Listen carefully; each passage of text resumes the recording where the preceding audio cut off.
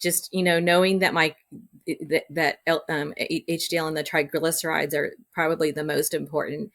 And I will tell you, I did have back in 2014, I did have metabolic, insulin resistance. Mm-hmm. And I looked back at some old blood work where I had the particles, more of the particle size information. Mm-hmm. And it showed that I was completely insulin resistant. And then I will tell you, after the low carb cruise in 23, I did go and have the particle sizes done. So I have that lab work. And it showed that I was completely green again now. So no longer is insulin resistant. I don't have, I've had a CAC scan, which is 0. Welcome to the Protecting Your Nest podcast.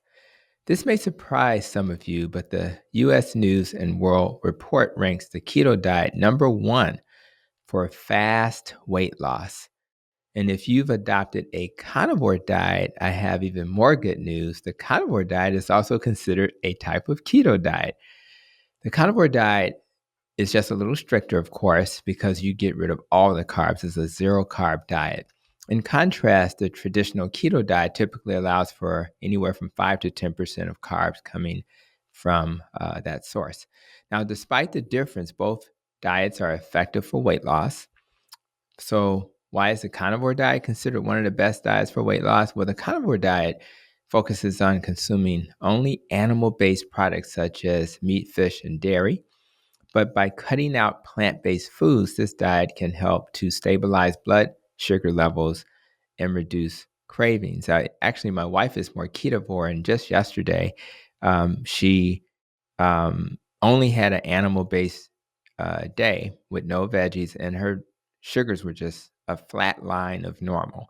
So, and she's type 1, and guess what? She didn't do mealtime insulin, which is amazing. So we know that for people with diabetes in particular, but in general, it's a beautiful thing. Now, additionally, the high protein content in animal-based foods can help to increase feelings of fullness and promote fat loss. And as you know, the hunger that we experience is one of the biggest barriers, I think, that has prevented so many people from staying the course when trying to lose weight. So clearly, keto and carnivore work. I'm not a huge fan of U.S. News and World Report, but I have to honor that they at least got this right.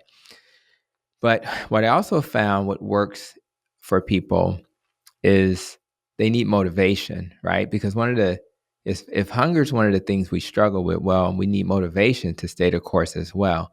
And one of the best ways to keep that motivation is to have guests who have been there and done that. And that's why I've invited today's guest to be on the podcast. Today's guest is Debbie Icke. Debbie is a business analyst for a financial services company who has benefited tremendously from adopting an animal-based diet. Today, she will share her story of transformation, including losing a ton of weight. I'll keep that as a mystery until we get towards that question, by simply making dietary changes. When she's not working, she's sewing, doing some home improvement projects. I was just sharing that I was working on my podcast studio with her and watching some of her favorite health influencers. Now that she is living her best life, she's now on a mission to help you do the same. So with that, Debbie, I welcome you to the Protecting Your Nest podcast. Thank you. Glad to be here. Yeah, well, Debbie, I'm glad you're here. And for those who wonder, how did I find Debbie? Well, I kind of had to get on a big cruise ship and I met her on the Low Carb Cruise, and there'll be several guests from the cruise that I'll invite to the podcast. But I think you were maybe the first person that kind of came up to me to introduce yourself. And it was a nice moment to hear your story. I was like, man, this story is so impressive. We got to share it. So thank you for just having the energy. And we talked a lot. I probably talked to you in terms of people who were there to see people talk more than anybody else. So it was kind of cool to get to know you. You got to know my wife, of course. You got a chance to meet her and all of that good stuff. I'll probably try to find that image we took together so we can put it on the thumbnail for this video. So, Okay. thank you again for being here. So let's start off. And again, we started our relationship on the Low Carb Cruise. I guess the first question, because a lot of people have not experienced that, what convinced you that that would be a good idea to take a low carb cruise? Well, I went on the first one last year in 23. I heard about it by following Dr. Ken Berry. So, and then when I found out that he was going to be on there and that would be an opportunity to meet him, plus other like minded people that are doing the same thing and, build that community, that is what encouraged me to go. Coming back on it the second year, I wasn't sure I was going to come back. But then so many other, as I saw the new lineup of doctors that I all follow, and health, some of the other health professionals, it encouraged me to want to do it again. So I Yeah. will encourage anybody who is, on the fence, about it, it's a great way to meet people who are, either adopting your, or people who are thinking about it and wanting to meet other like-minded people. Yeah. It goes back to how we started this episode talking about, how to stay the course. Sometimes hearing inspirational stories, you hear plenty of those while you're there. I remember, in fact, another gentleman who was there, I think he had lost 230 or 40 pounds. The guy with the beard, I can't think of his name right now, but it's just Gormy. incredible. That's Oh, yeah. Gormy. Thank Yeah, you. because he was at my table for dinner every night. Oh, good. So that's excellent. Well, thank you for that clarification. I'll probably be reaching out to him too to see if he'll want to join the podcast. But yeah, so you have you need to hear stories. Obviously, having conversations with people who are sharing this message on YouTube and elsewhere. But I think the energy and the support that comes from being with people who are on a similar journey, we're still, for some people, creatures of curiosity that we would consider. Even keto is still with some. I mean, doctors are still saying you shouldn't do it. So, and if you go all the way to carnivore, people really look at you funny. So, and I want to emphasize this again: nobody who's checking us out has to be a carnivore.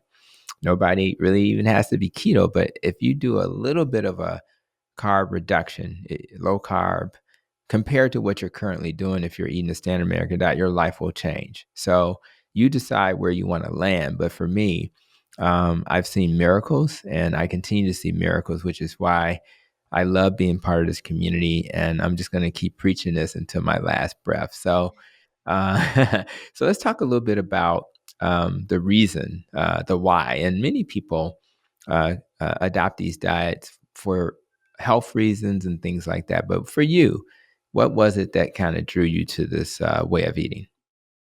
So I initially went low carb when I started my journey back in March of 2019. And then so I went pretty much low carb, trying to cut out as much. Now I wasn't as strict then. I became Mhm. more strict as I got farther in my journey.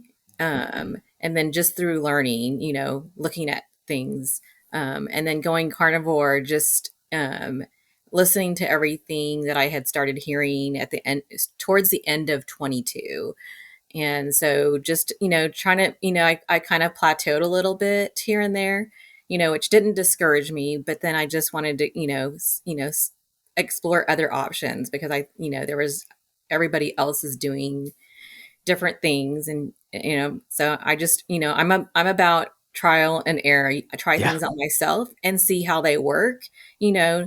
Everybody's different, so not everybody's going to experience in the same way. We all Hmm. have a different makeup. So just going down that route, and I enjoy it. I mean, Yeah. I stay full. I'm not hungry. I try to tell other people that are, we're in the same boat that I was, there's a way out, and it doesn't have to involve, you know, drastic measures. That's right. It doesn't have to be drastic. And that's why I emphasized it earlier that you don't have to be a carnivore. However, if you're not feeling your best, you need to think about it. I actually needed coffee. I'm not anti-coffee. I just know that my tummy is very sensitive to coffee. In fact, so I drink coffee primarily when I have to drink coffee. So I was preparing for the holiday week, and shout out to everybody who hears this, but we recorded this literally on 4th of July. So, but this will be released a little later than that. But the whole point of it is, I I just realized, um, I'll drink the coffee only when I have to because my stomach gets irritated. So now some people drink coffee and do really well, but if I just eat my animal-based diet and avoid the coffee, drink a lot of water instead, my stomach, I don't know it exists. The good news is that if I drink coffee, I'll do okay, but you can kind of feel your stomach's kind of like not quite happy, and now you have a stomach. I don't want to know I have a stomach. I don't want to be thinking about my stomach. So going back to what you said, you have to do an experiment. And once you identify things that your body can't tolerate, just lean towards not doing those things often. Now, on the 4th of July, if you decide to indulge and you understand the consequences of that indulgence, that's okay. On the low carb cruise, people were indulging. It is what it is. But so we're not here to police people. We just want them to have the awareness. And for some people, they shouldn't indulge because they have processed food addictions. So you have to be careful, because if you do it under those circumstances, you may then find yourself not getting back on track. And what we want to do is keep people on track. So for me, I'm blessed. If I have dressing that my mom makes or a cheesecake, I could pretty much get back on track the next day. It's not a big deal, but I don't have an addictive thing going on, so it doesn't bother me. So that's interesting. Now, Yeah, and I did have an addictive. I will admit, and have I fully um cured myself from being addicted to things? Probably not totally. I don't know that I would ever, but I did have an addictive. I mean, I did, and on the cruise, I did have things that I don't normally have, that's right. So, and Yeah, then, but it's, but I think I've, over the years since I've been doing this, um, I think I've learned where my weaknesses are so much and what I need to do to stay on track. that's right. And shout out to the other Debbie that helped to organize the low carb cruise, right? But Right. Mhm. let me say this. As I shout out the team that did this great work, it's actually a interesting place to have a low carb cruise on a cruise ship where 80-90% of other people are not doing low carb. So it's actually, if you have a processed food addiction, that could be a little tricky, right? So I think that's something to keep in mind as well. But I agree, like, man, this processed food addiction thing is a real thing. And if I just think people need to know that's a real thing. Now, It is. um, when we talk about diet, most people, they know that things like diabetes will be better if they eat well. And they also know that their blood pressure may be better if they eat well. Although we don't emphasize salt, we emphasize reducing sugar, because we believe that the root cause of hypertension is insulin resistance caused by excessive carbs. And we know that the salt will raise your pressure, but it's not the root cause. It's just the impact of salt bringing in the water and increase the volume in the blood vessels, etc. So, um, you also, from conversations, talked about your knees, and this is not hypertension or diabetes. So, what about this diet did you think would help your knees heal? So I still need a double knee replacement. I've, lost, the complete padding in between, so I'm bone on bone. Hmm. And, I knew back in, I think it was 2014, 2012, 2014, you know, remember the doctor talking about how much weight I could take off my knees by losing the weight, Hmm. and that it would benefit me. And I also didn't want to do the surgery because I'm still pretty young, and, and they don't last that long. So my goal was lose the weight first, as much as I can, and then Hmm. do the surgery. And now I'm at a point that I could, but I'm like, why would I do it right now if I'm still mobile and still able to, get around and control that? I think, control the inflammation as much as possible. Which Yeah. is, so if I can put it off as long as possible, and I've been told that I tolerate a lot of pain though. Ah, A lot, but I deal with I do what I can, and I know when to stop myself and take a break.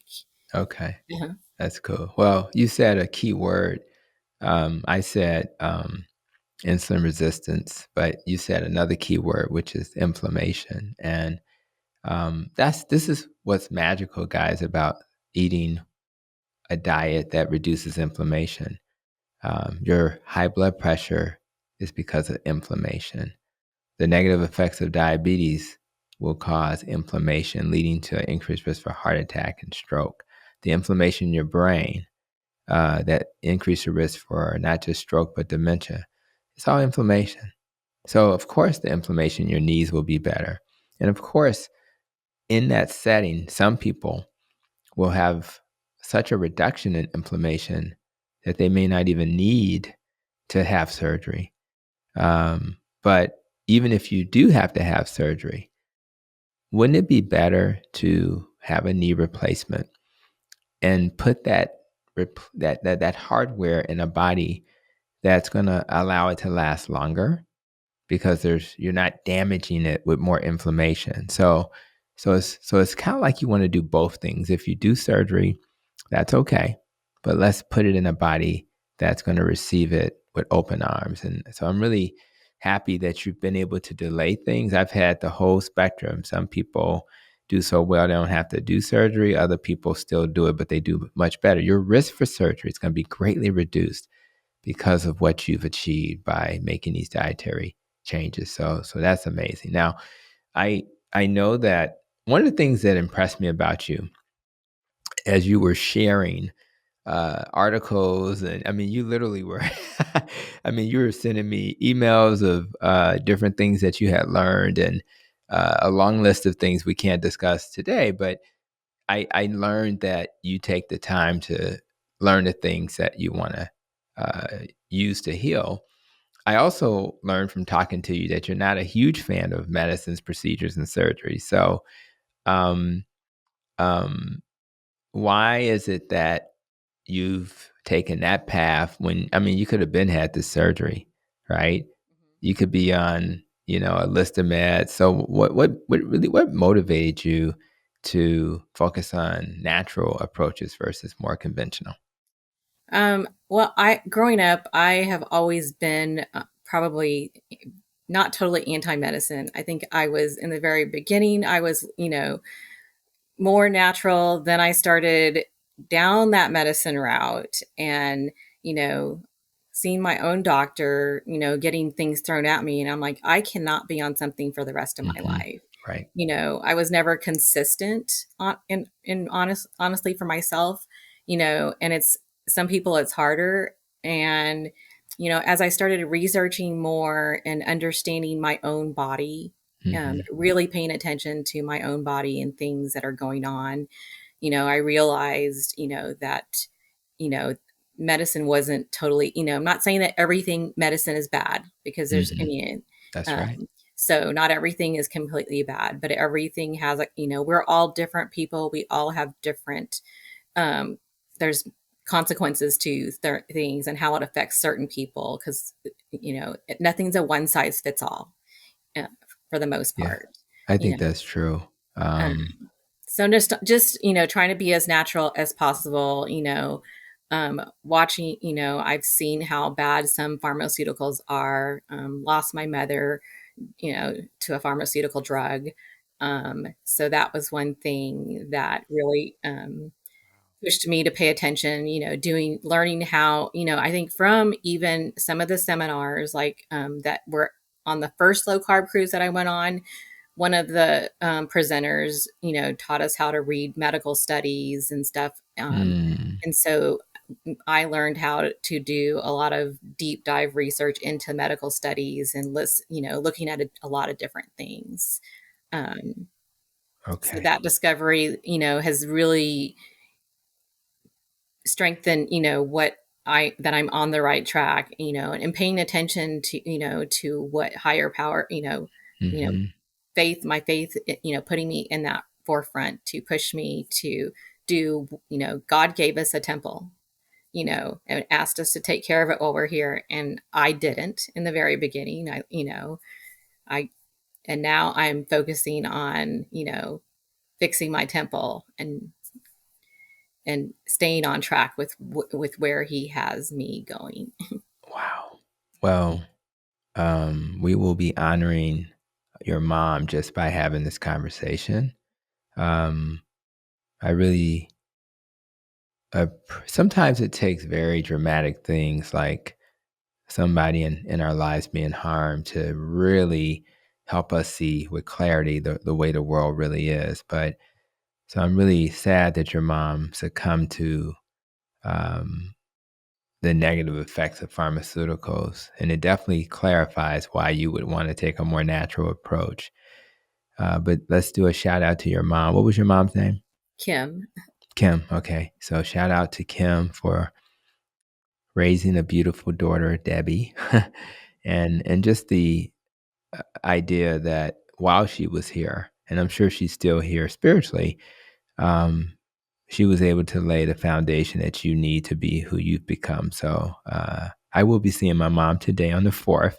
So as I see her, I will think about your mom. I'll think Thank about you. the blessing of still having mom, but more importantly, making sure my mom does all she can with a little nudge from her son to be as healthy as possible. So thank you for bringing your mom into our conversation. I'll say this also. Um, I don't want anybody to misunderstand what I think we both mean by natural. Um, Natural for us also really emphasizes just what we put in our mouth in terms of food, right? In an ideal world, we won't have to take any supplements, right? But so supplements are natural, but they're also in some ways pharmaceutical because they're concentrated, and that's kind of how we get a lot of drugs as well. So to the extent anybody checking this out can be natural. Let's try to do it with diet, and then we add things as we need to. Like, for example, I do vitamin D3 K2. So I just don't think I get enough vitamin D. It is what it is. I don't eat enough seafood, so I do omega 3, high potency. So those are the types of things that we want people. So we want you to eat real food. I don't care if you're not even carnivore or keto or low carb, just eat real whole foods. That'll be the foundation of being healthy. So now you decided to go crazy um, about a year or so ago and go carnivore. So I'm sure social media influencers helped, but what was the driving force about going to that extreme?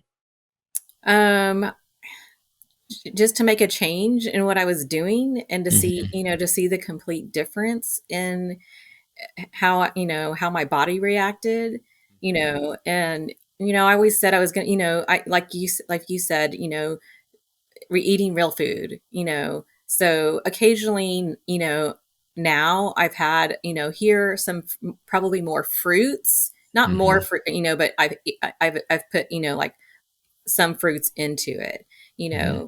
know, so different, listening to different, health That's right. influencers, that are doctors. So I've done a little bit as a garnish mostly, Hmm.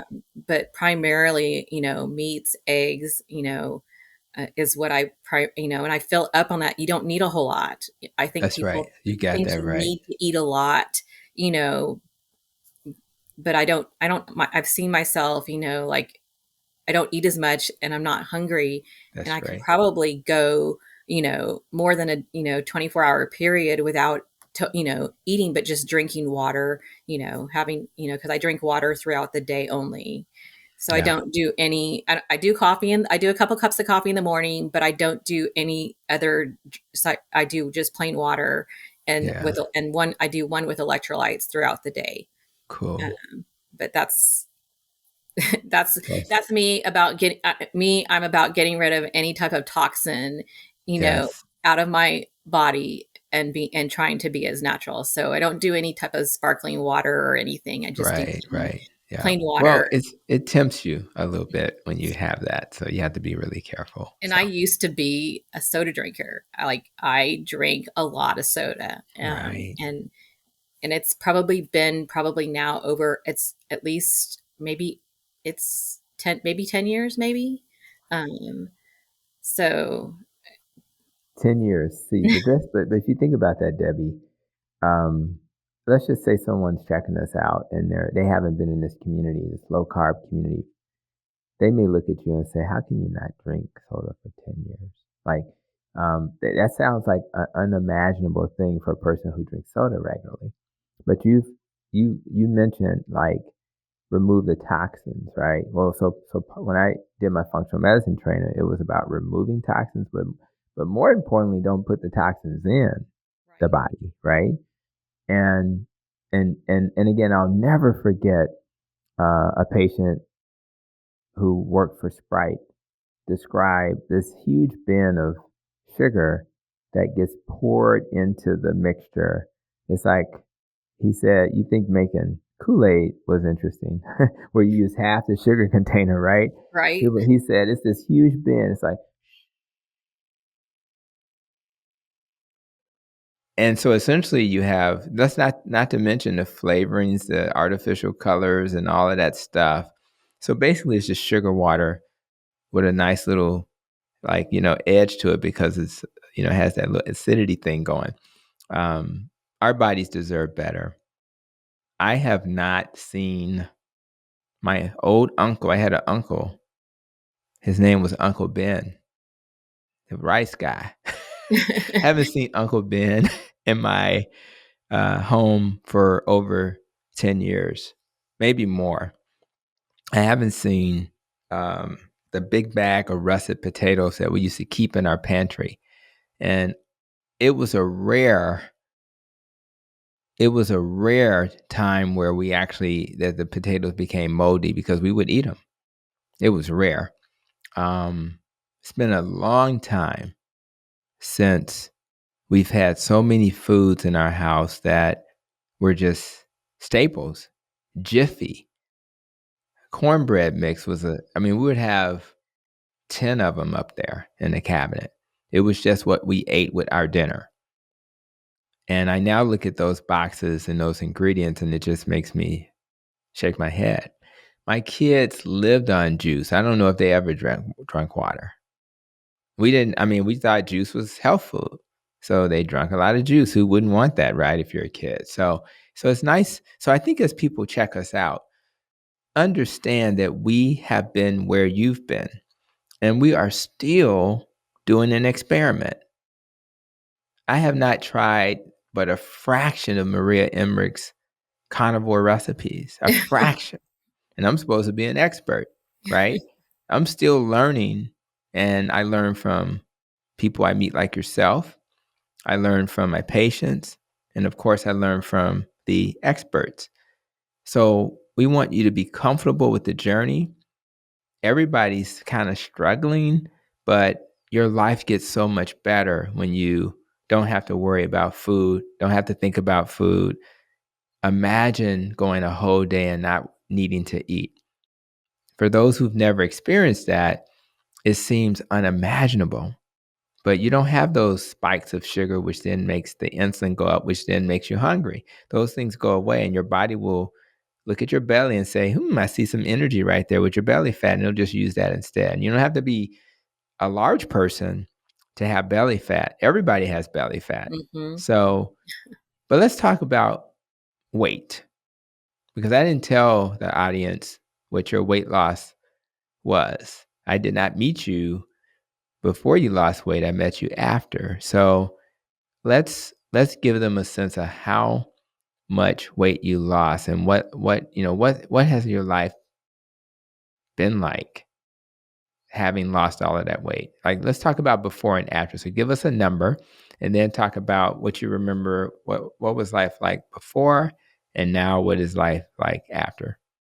So at my highest weight, I was 256. I am only 5'1". So that was a lot of weight on me. I know that back in those days I was, probably a little depressed, maybe more so than I realize. Mm, Um, there was a lot of things that I didn't feel like I could do. mm, Um, so, and just, overall I didn't feel good about, never wanted to take pictures. So there's a lot of years where I refused.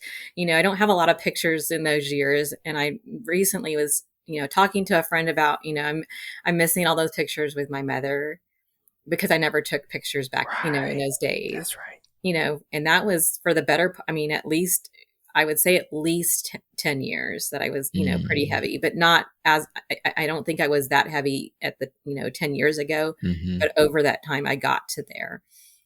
Um, so I've gotten down to losing 120 pounds, uh, mm, in total so far, just by changing my diet and changing my exercise regimen, things I do on a daily basis. And like you've talked about, some of the supplements that I add in, such as vitamin D, that I mm-hmm, feel, I do also do zinc. I do magnesium to help with sleep, mm-hmm, and also with muscle building because I now work out. So now that I've lost a lot of the weight, I do work out. When I mm, first started on my journey, I didn't work out at all. I did walk. I did movement, but I was walking as much as possible, uh, mm-hmm, that I could withstand. I can actually now do the stairs, walk up and down stairs more easily now. It's still painful on the knees, but I can go up, a few flight of stairs, here and there. mm, But if I was as heavy as I was, doing the stairs was extremely hard on, especially going down the stairs was really hard on the knees. So now I can do even more stairs. Like on the cruise, I chose at mm-hmm, dinner time to walk downstairs mm, to dinner every night. So I never took the elevator down the stairs. Um, and I was on floor 9 and our group was on floor 4. So I mm, went from 9 to 4 every evening. And then I tried to take the stairs as much as possible, depending on where we were, when where I was going, how, if I was going up to the top, to the buffet line upstairs, it was only 2 floors up from me. So, I can, or just going up to the pool deck, I was, I walked the stairs. So from that, now I can tell you that I don't feel as depressed, even, mm-hmm, even all the circumstances that I've, gone through. I think I'm much happier. mm, There's a lot more that I can do now, especially now that I do exercise on a regular basis. If you that's told right. me I would be doing this 5 years ago, I would have told you were crazy. It's not happening. Yeah. So if you would have told me 5 years, this is where I would be, it's amazing the whole journey that I've had, and then, the things that I have accomplished, you know, just Yeah. by doing the things that I've done. And, I like, my friends are at the gym. So I think for me, I look forward to going to the gym and seeing my Mm-hmm. friends. And I've Yeah. been with, I've actually transitioned to a different gym, and all those friends, we all transitioned together. Oh wow, that's what I'm talking about. Another community for you to stay on track. You got your community that focus on diet. You got your community that focus on movement, and they're so important. I just released a video the day of the recording, primarily focused on cognitive decline because of what's going on with our president. And so I didn't really mention the president, but I basically talked about why exercise is important for your brain. I talked about why your brain is like 60% fat and why a higher fat diet would actually benefit your brain. But I think people don't hear these things often, and they may have not heard of terms like type 3 diabetes, but which is another way to describe, for some experts, dementia. But it doesn't. What I like about your story is that you may have taken your experiment to the next level because you were trying to lose weight, but this horrible side effect of keto and carnivore, this horrible side effect of improved mood, is such a horrible thing that our mood is better. That's a side effect I think we can live with.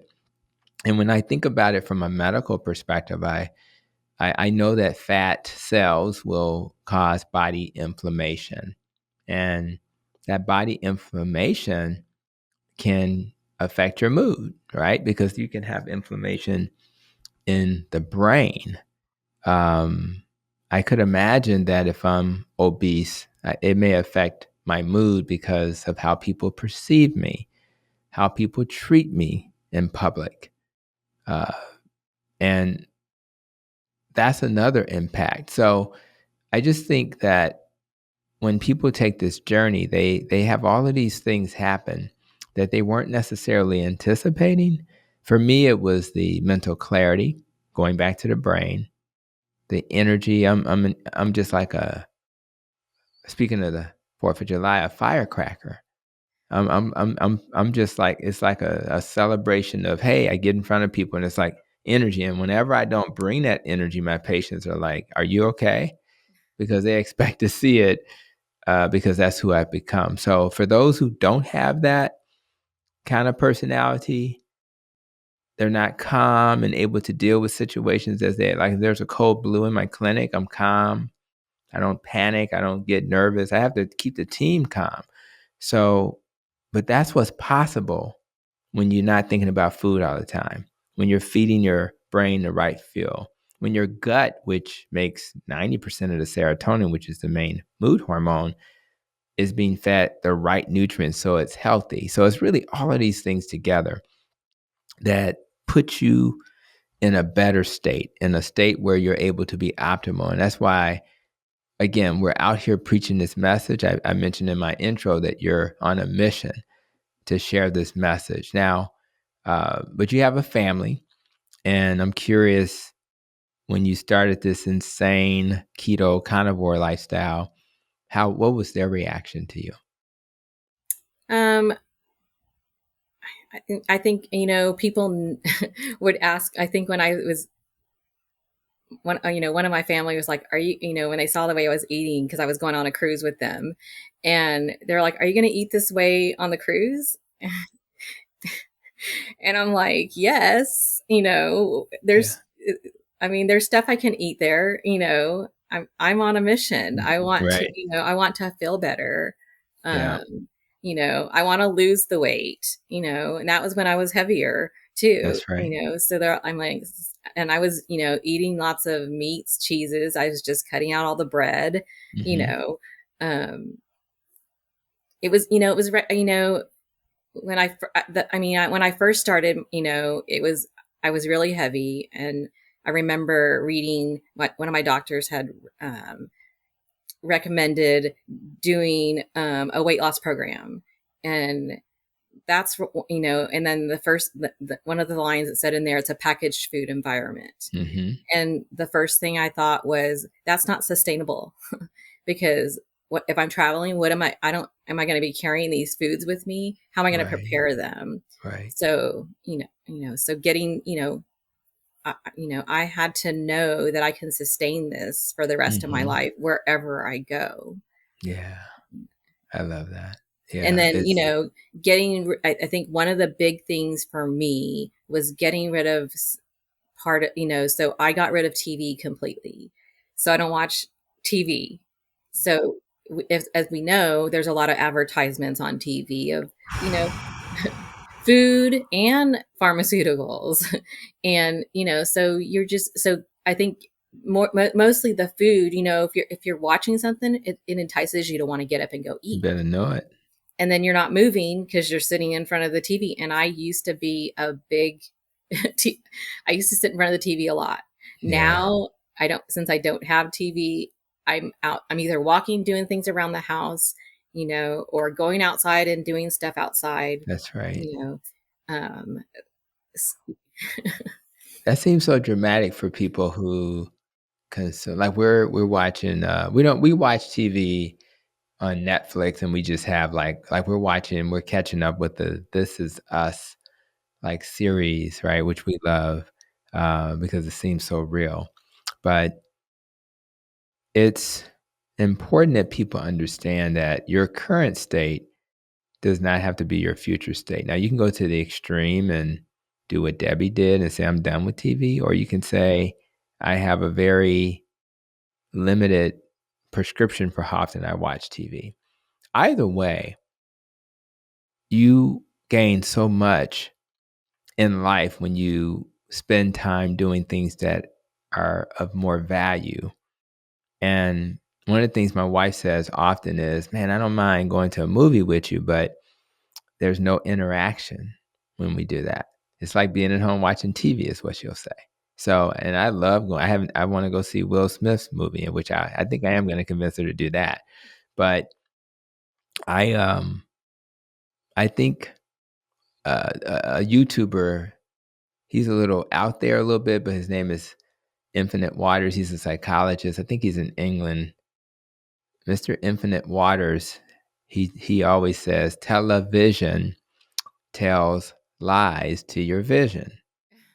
And if that's all you're seeing and you're forcing yourself to consume what you know you shouldn't be consuming, not to mention just the negativity, why not fill your brain with your favorite book or get out into nature and notice nature in a way that you haven't? When was the last time you laid on the grass in your backyard and just looked up at the sky and just experienced the wonder of nature? Probably And a long time ago when I a was a kid. long time ago. and and when you do that, you just have this appreciation for the world we live in. If you're spiritual, you have an appreciation for the God that you worship. So, but if you never take the time to get away from that television, you only see the world through the lens that they create on that tube. But yet the world is so beautiful, and when you start thinking and doing these things, your ability to just be grateful and appreciate just the simplest things. For you, it's like, I can walk up the stairs. For some people, it's, I don't feel, I can have a difficult conversation and not get triggered. So I just think all of these things are really good to think about. And I am, again, grateful that we have a way to heal. One of the things that your family would be curious about, and you shared this with me, so I'm going to share it with the audience, is, isn't that diet going to kill you?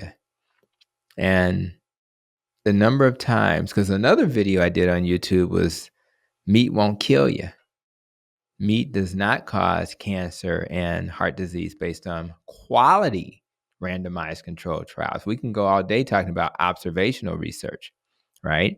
Which does show a possible association correlation. But if you look at quality randomized controlled trials, looks like we don't have to worry about the bacon so much anymore. So for you, you shared your labs, and I'll share it with the audience.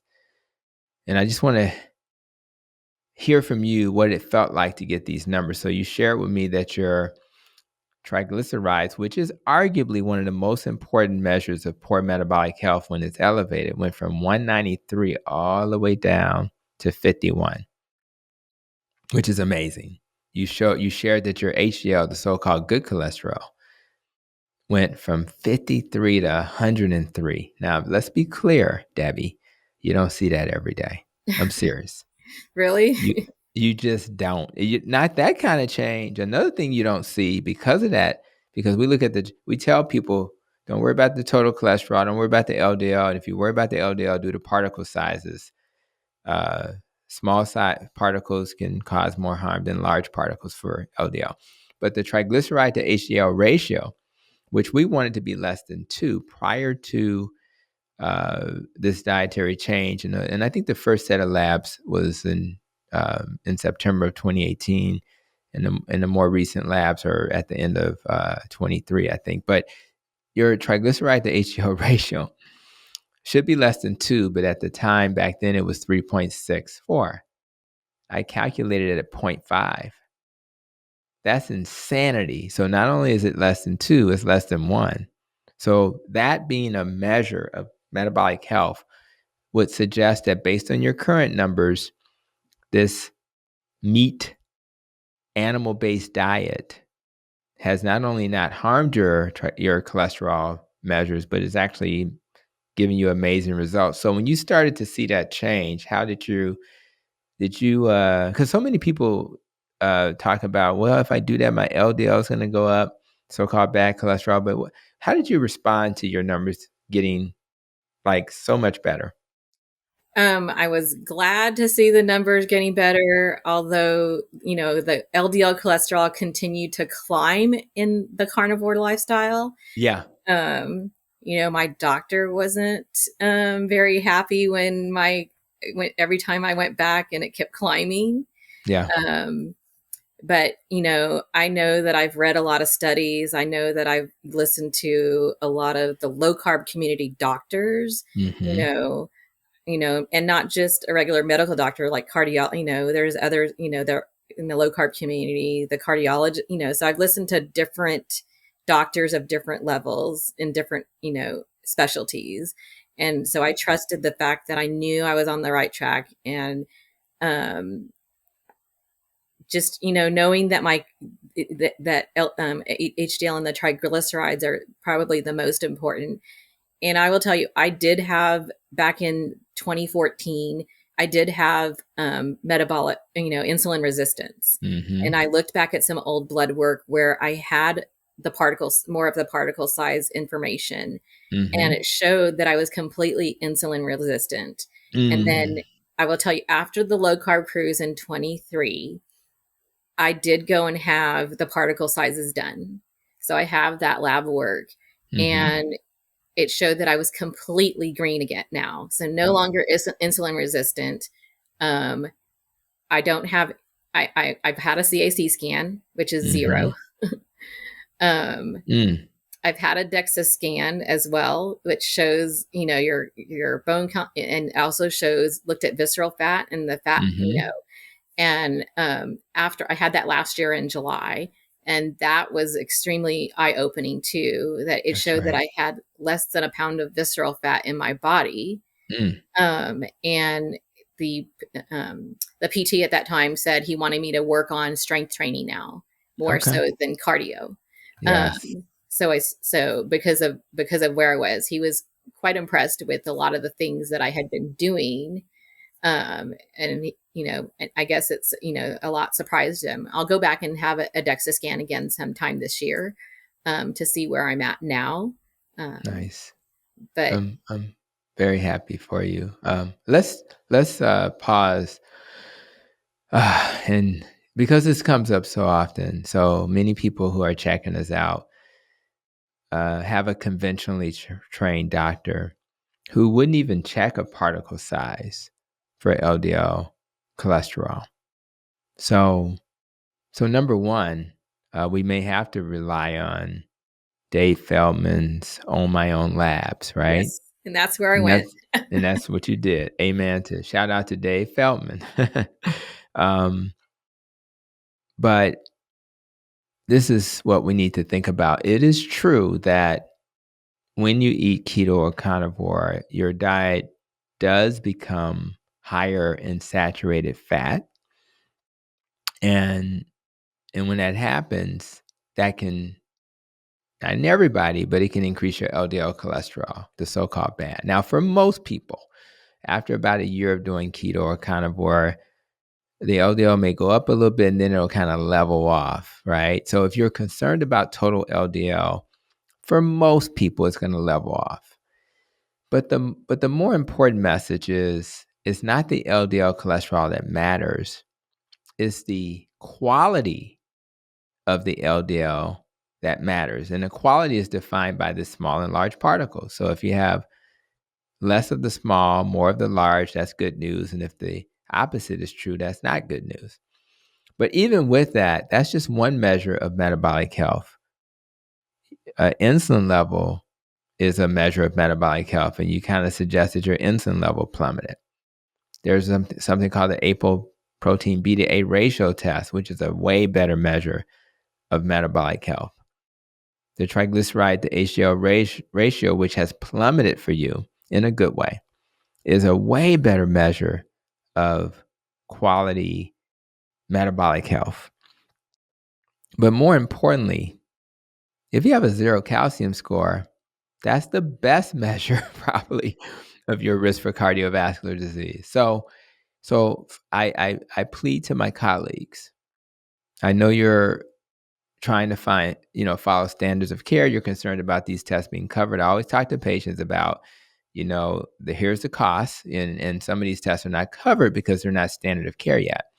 But you would be doing your patient, your community a service if you did something as simple as a fasting insulin level, which can predict a heart attack and or diabetes 5 to 10 years in advance. Wouldn't it be nice to be able to sit with a patient who you're trying to inspire? You do one little test and their insulin level is high, meaning that their body's working overtime. The pancreas is working overtime to keep the sugars normal, which means diabetes is coming when the pancreas gets tired. Eventually, it's going to get tired. Wouldn't it be nice to say to them, you know what, now that you know this is high, here are some things we can do to mitigate that. Now, logically, we know that the macronutrient which raises the blood sugar the most is the carbs. So I don't care if you're plant-based, Mediterranean, there's a version of low carb you can do with all of those dietary patterns. So you can go to Diet Doctor and look at their resources or other resources, or the Vegetarian Reset, which is a plant-based book that teaches you how to do low carb, even a plant-based diet. Because we know spinach is plant-based, but it's only 1 or 2 carbs. We know rice is plant-based, but it's too many carbs. So we may have to do cauliflower rice. But either way, there is a way to honor other people's dietary patterns and still help them heal. So I really appreciate your comments and this idea that you're really showing the world that this diet can actually improve your cholesterol numbers. So now, when people go into this dietary pattern, they don't just worry about what their family's going to say or what the cholesterol is going to look like. There may be some other worries that they have. So before you dived in with your experimentation, were there other fears you had about doing this, or were you just you didn't worry, you just went for it? I didn't, I worried, I think a little bit, so I'm an analytical person. And even my friend tells me, she's like, take off your your analyzing hat. You're analyzing it too much. Right. So that's, listen to things that, that I'm told, I try to retain it. And then, but I was, I think I was a little concerned, but then I was like, you know what, just, what can it hurt? I know that Dr. Barry always talked about do something for 30 days. Right. That's right. So the whole, so that was my whole thing, is do something for 30 days, and see how your body feels. And I, right. Back in the days, I wasn't in tune to what I was experiencing, before I started the whole diet. Or that changing my way of eating, but now I'm like, I am in tune with, how my body feels, more so than I've ever been. So, I remember things, and my doctor had put me on a statin before, and, and then I, got off of it, at my it was my own doing, that I, after doing a lot of research, I realized, cholesterol, LDL cholesterol isn't the bad guy. Mm-hmm. So Yeah, just being in tune with everything and that's right. understanding how my body works. And even now I do have things have come to me that, when I was on a statin, I will tell you that one thing I remembered now is that I had a hard time holding a pen. I couldn't write. I couldn't, anytime I would be somewhere to have to sign my name, you Mm-hmm. know, it was hard. It was hard in that. And that's one thing that came to me that I realized, so muscle weakness is, is a real thing. And I didn't realize It it then. is. And Yeah, it's weird, now I'm not on it, but a couple of years later, I do realize what was now probably the cause of that. right. It's definitely um, a problem, and it's sad. Again, there's ways to mitigate these things, but at the end of the day, um, the statins do damage the muscle cells, which can lead to pain and weakness. It affects, you know, um, calcium release, and unfortunately, it does cause problems. So it is what it is. So you just have to be aware. And this idea that LDL is bad, like you said, it's not the bad guy. And when I think about this, if this wall was a brick wall, right, and it's got these little lines in here, if this was a brick wall, I'd have to tuck point those walls that to keep it safe, right, so it won't fall apart.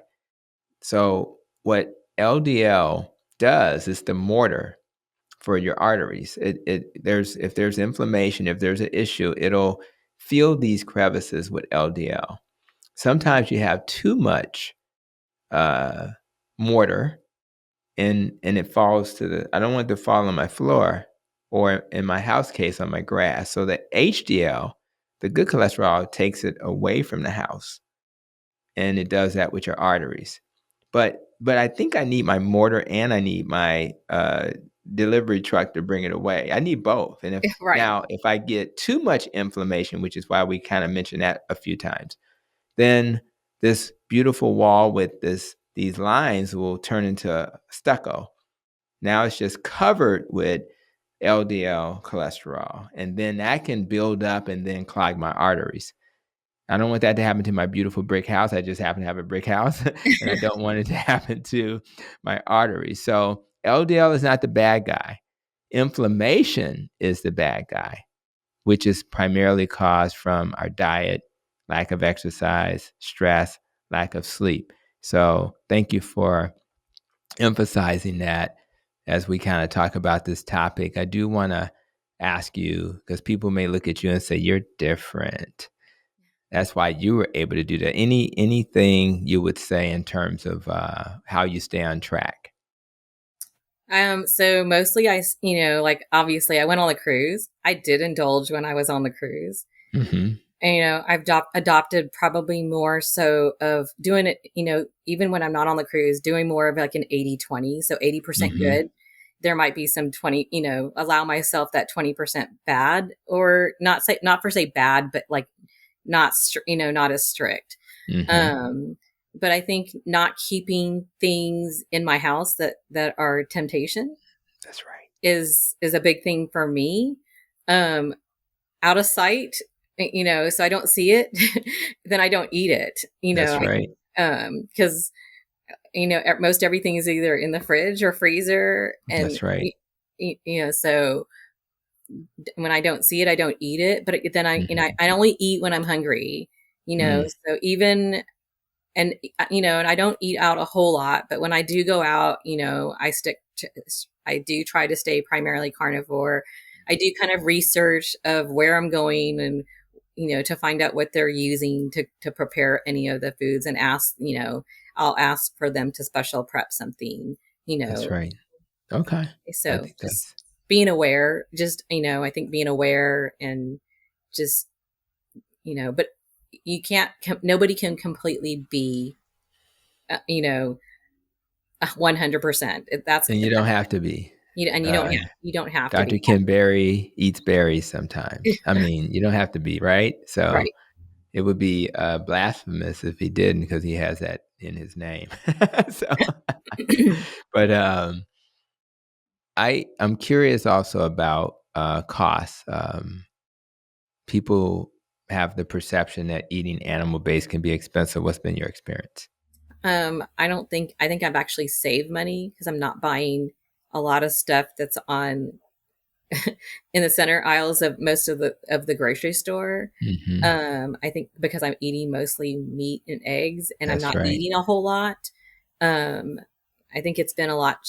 It's actually cheaper when Hmm. you Yeah, weigh out what you're eating and what you're spending, and then how much of that food sits on the shelves, and then you end up throwing it away because the expiration date says it's bad. that's right. That's right. And so some of that's become a waste. So I don't, there's, it's interesting how different. Yeah, I agree. I mean, we because my wife's more ketovore, um, literally either yesterday or the day before, she had brought some avocados. Now, this is the funny part.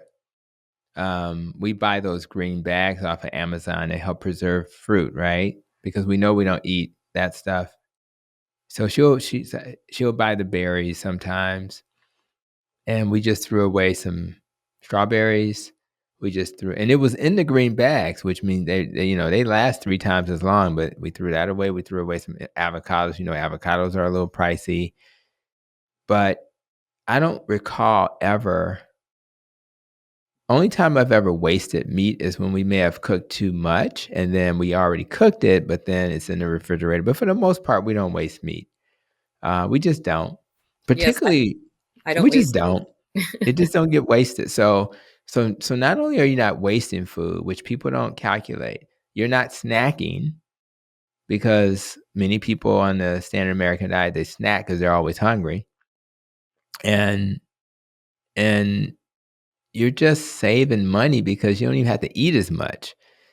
Some carnivores, like Dr. Anthony Chaffee, eats once a day. I eat twice a day, but I don't even eat as much as I used to. When I was plant-based, I had to eat all the time. I couldn't go to work without having breakfast. That was not happening. So I do think that it's affordable.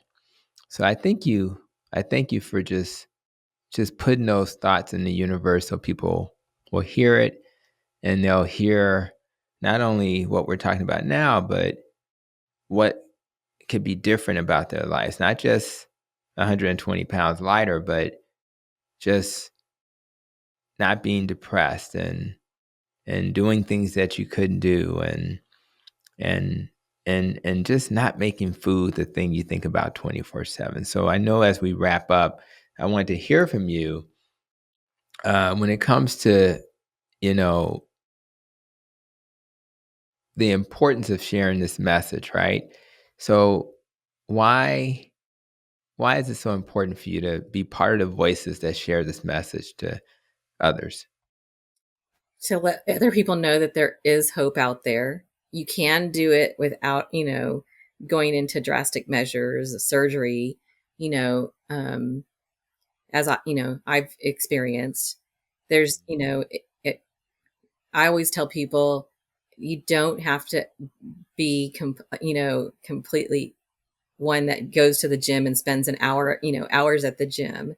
You can get Mhm. movement daily, just by doing things around your house, walking, you know, washing the dishes, fixing your meal. That's all exercise because you're still standing, walking around, doing,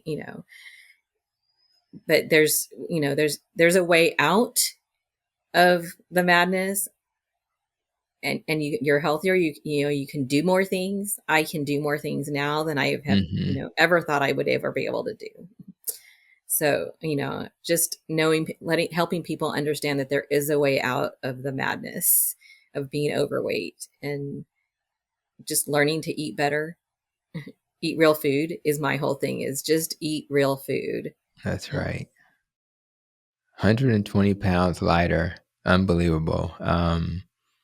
We want to make sure you're able to share this message. So as you think about my acronym, my nest and my rope, what parts of that do you hope to focus on over the next 12 months, to help you stay healthy?